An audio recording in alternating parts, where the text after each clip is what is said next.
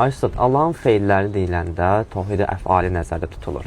Yəni feillərdə, işlərdə, hərəkətlərdə təvhid. Biz adətən bunu eşitmişik ki, təvhid inancı deyiləndə ancaq Allahın təkliyini başa düşürük.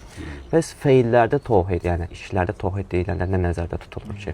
Əvvəla bir təvhid-i əfaliyə, yəni Allahın feil sifətlərinə bir tərif deyək.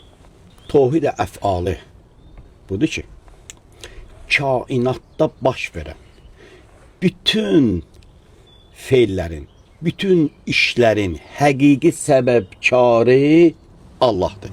Yəni, biz görürük ki, od yandırır. Amma odun həqiqi yandırma səbəbkarı Allahdır. Su söndürür. Suyun həqiqi söndürmə səbəbkarı, faili Allahdır.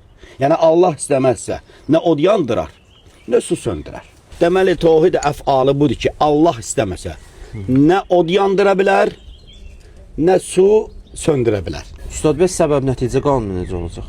İki cür fail var. Bax. Biri həqiqi faildir. Biri nisbi faildir. Həqiqi fail, həqiqi səbəb Allahdır. Yəni, yandıran Allahdır. O da isə nisbi səbəbdir. Zahiri səbəbdir. Məsələn, Həzrəti İbrahim əleyhissalam haqqında Quran-ı Kərimdə ayə keçir. İbrahim əleyhissalama od atırlar. Od İbrahimi yandırmalıydı.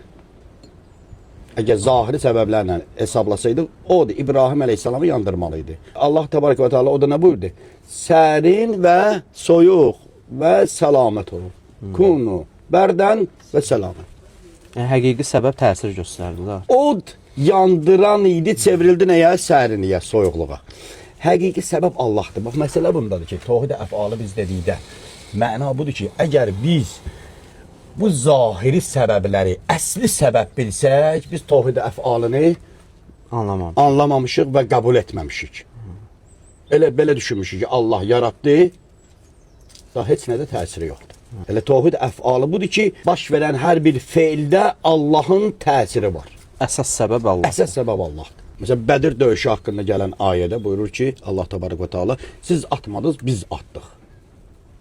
Yəni, atan əskər idi oxu, gedən oxu idi. Amma Allah deyir ki, yox, onun da təsiri bizdə idi.